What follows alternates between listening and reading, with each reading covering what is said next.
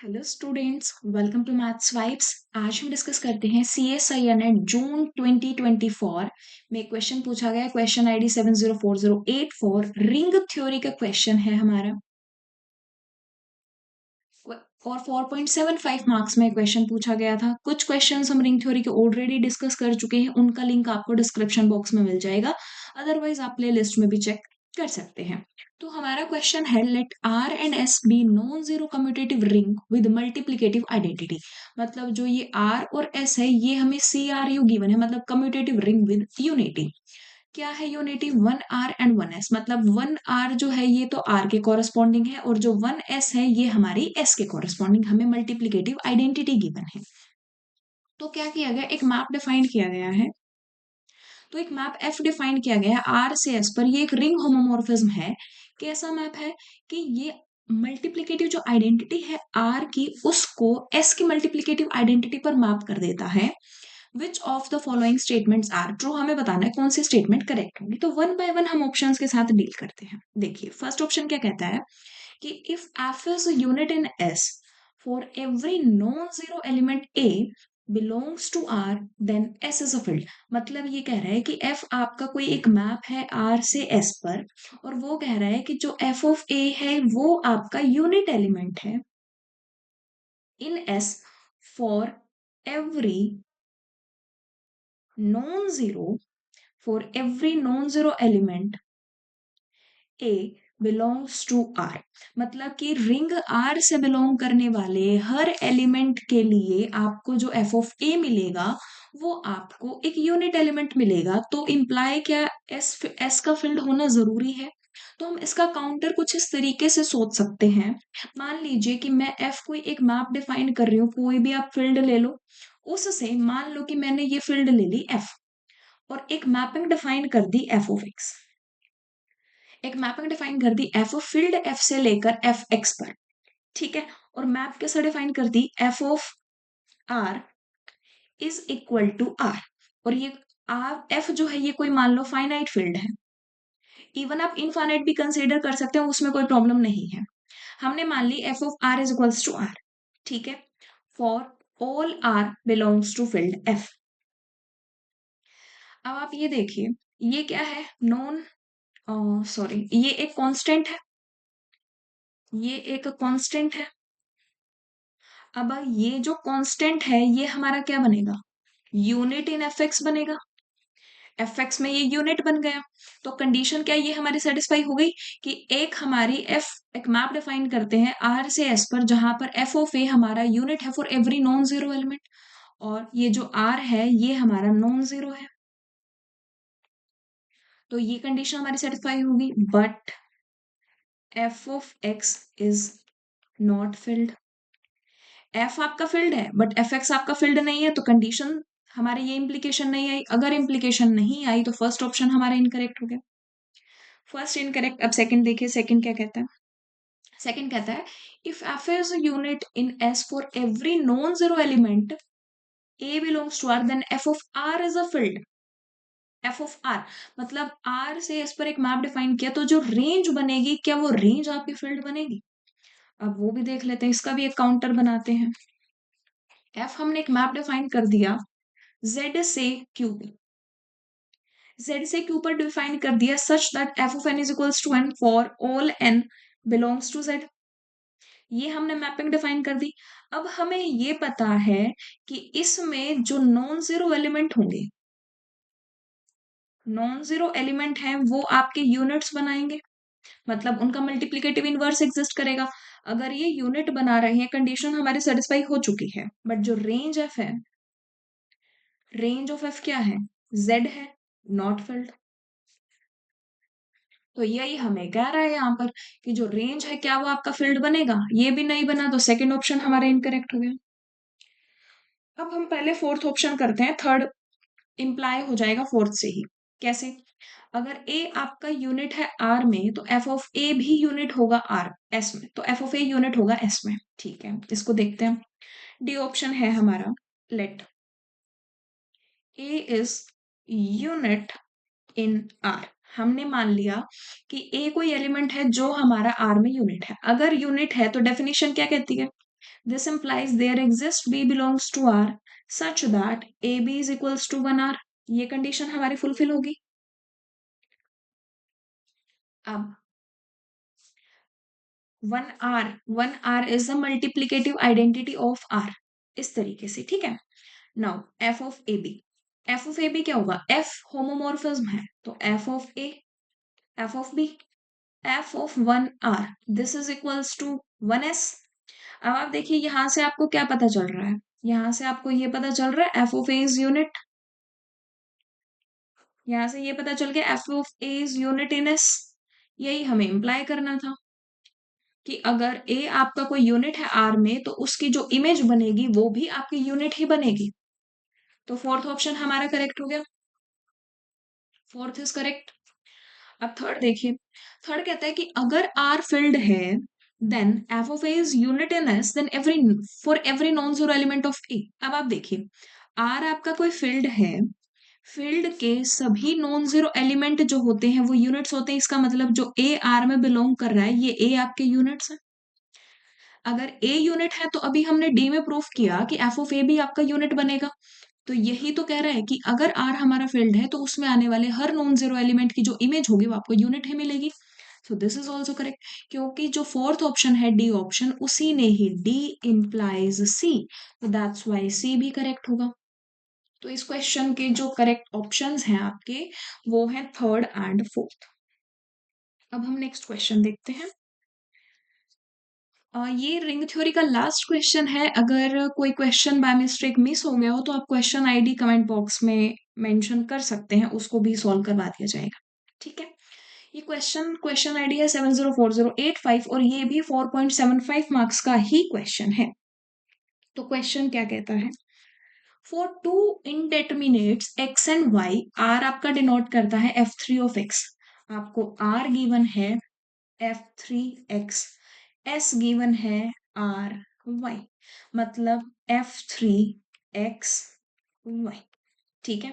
Which of the following statements are true? हमें बताना है कि इनमें से कौन कौन सी स्टेटमेंट हमारी करेक्ट होगी. एस हमारा पीआईडी होगा. ये एक क्वोशंट रिंग है, क्या ये यूएफडी बनेगी? एस जो है क्या वो यूएफडी बनेगी? और जो ये आपको एक क्वोशंट रिंग डिफाइन किया गया है, क्या वो प्राइम आइडियल होगा? तो एक दो रिजल्ट है, पहले हम वो लिख लेते हैं, देन ऑप्शंस के साथ डील करते हैं. रिजल्ट फर्स्ट क्या कहता है? If R is a field, if नहीं, R is a field implied by Rx is PID. ठीक है. Now second, R is UFD implied by Rx is UFD. मतलब अगर R आपका फील्ड है तो जो पॉलिनोमियल होगी Rx, पॉलिनोमियल की जो एक रिंग बनती है वो PID होगी. अगर R UFD है तो Rx भी आपका UFD होगा. तो अब देखते हैं एक बार. देखिए F3 जो है वो खुद फील्ड है. ठीक है.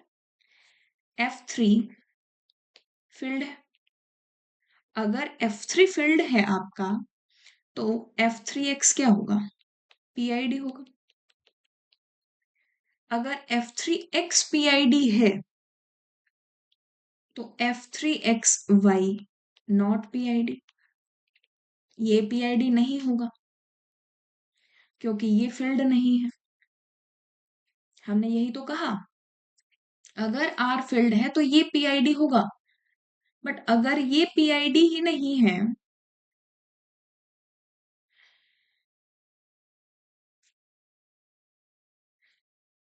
अगर ये आपका PID है तो ये हमारा PID बने ऐसा जरूरी नहीं है. इसका मतलब जो S है उसका PID होना जरूरी नहीं है. ठीक है. अगर S का PID होना जरूरी नहीं है तो फर्स्ट ऑप्शन हमारा इनकरेक्ट हो गया. अब देखिए F3 आपका फील्ड है. ठीक है. जो F3x है ये आपका UFD है. अगर F3x आपका UFD है तो F3x F3y ये भी आपका UFD होगा बाय दिस रिजल्ट. अब अगर ये एक्चुअल में क्या है, ये S ही तो है, S आपका UFD है. तो हमारा ऑप्शन कौन सा है? थर्ड ऑप्शन कहता है कि S इज UFD, तो ये हमारा करेक्ट हो गया. नेक्स्ट नेक्स्ट देखते हैं हम। फोर्थ देखते हैं पहले। फोर्थ हमें कहता है कि दिस इज पीआईडी। ये हमारा पीआईडी है, तो इसको चेक करते हैं।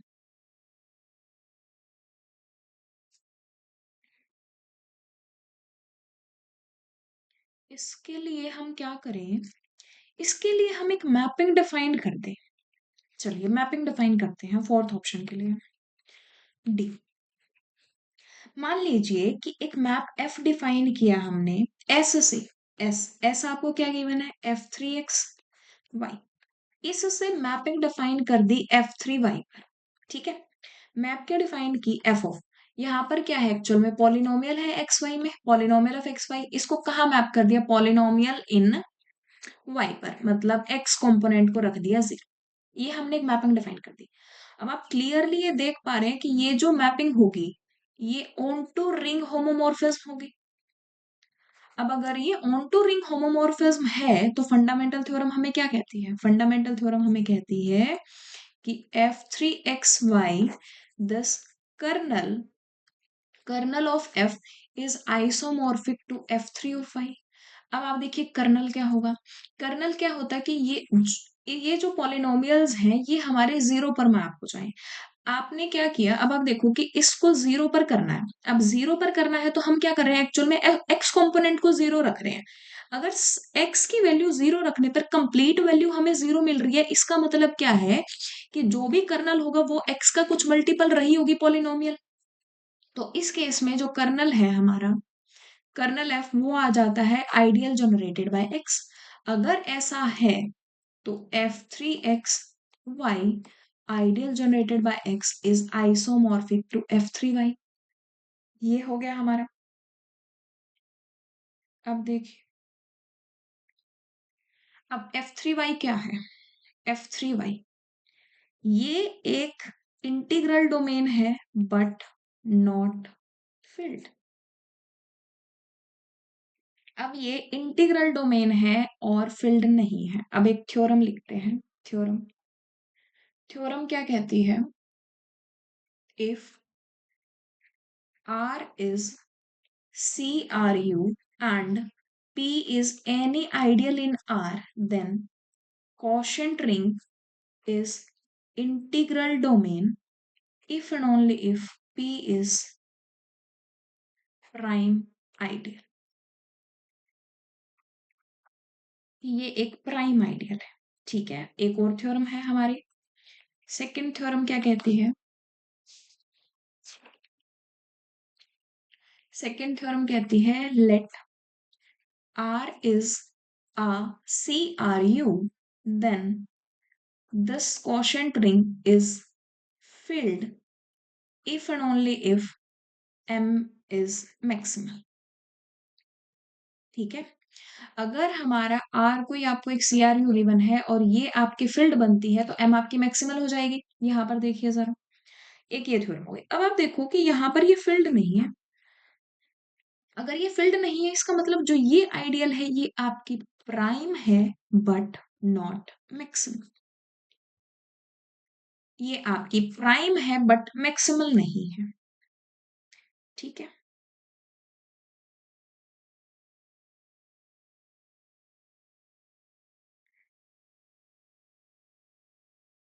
वेट, एक सेकेंड वेट कीजिए। अब यहाँ देखो, अभी हमने एक रिजल्ट लिखा था, ये जो है हमारा, ये f3y के आइसोमॉर्फिक है, जहां पर जो f3 है वो आपका फील्ड है। हमने स्टार्टिंग में ही रिजल्ट लिखा कि अगर ये आपका फील्ड है तो ये आपका क्या बनेगा, पीआईडी बनेगा। अगर ये आपका पीआईडी बनेगा तो फोर्थ ऑप्शन आपका करेक्ट हो जाएगा। Fourth is correct. अब हमें बात करनी है सेकंड पर। सेकंड में क्या कह रहा है कि ये जो क्वोशंट रिंग है ये आपकी यूएफटी है। ठीक है, तो यूएफटी का सिंपल सा मीनिंग यही है कि आपको कोई भी आपका मेंबर है उस मेंबर की आप यूनिक फैक्टराइजेशन लिख पाए। सिंपल सी बात हम ऐसा समझ सकते हैं। ठीक है, तो अगर हम इस ऑप्शन को कॉन्ट्राडिक्ट करना चाहें तो हमें कुछ इस तरीके से कोई एक एलिमेंट लिखना होगा जिसकी दो डिफरेंट आप रिप्रेजेंटेशन कर पाओ। ठीक है, तो हमने क्या किया, हमें करना है this ideal generated by x square plus y square, कुछ इस तरीके से। ठीक है ना, हमने क्या किया, x square plus ideal generated by x square plus y square, हमने ये लिखा। ठीक है, आप यहाँ पर ये देख सकते हैं, एक बार जो x square plus y square है इसको अगर मैं जीरो रखूं तो एक्स स्क्वायर की वैल्यू क्या आ जाएगी, माइनस ऑफ वाई स्क्वायर, या फिर y square is equals to minus of x square. No, x square plus this ideal, इसको क्या लिखा जा सकता है, x plus ideal generated by x square plus y square and into x plus ideal generated by x square plus y square. इसको इस तरीके से लिखा जाएगा, ये जो आपका मेंबर है ये आपका बिलोंग करता है इस क्वोशिएंट ट्रिक से। ठीक है, एक ये रिप्रेजेंटेशन हुई। दूसरी रिप्रेजेंटेशन क्या है कि एक्स स्क्वायर किसके इक्वल है, माइनस ऑफ वाई स्क्वायर के। तो आप इसको इस तरीके से भी लिख सकते हैं, minus of y plus ideal generated by x square plus y square and y plus ideal generated by x square plus y square, इस तरीके से भी लिख सकते हैं। अब आपने क्या किया कि ये आपके पास कोई एक सिंगल एलिमेंट था, उस सिंगल एलिमेंट को इन दो तरीके से आपने लिख दिया। अब मेन मोटिव क्या है, क्या ये दोनों जो रिप्रेजेंटेशन है वो हमारी आइडेंटिकल है या फिर दोनों डिस्टिंक्ट है। अगर दोनों डिस्टिंक्ट है तो वो यूएफडी नहीं बनेगा।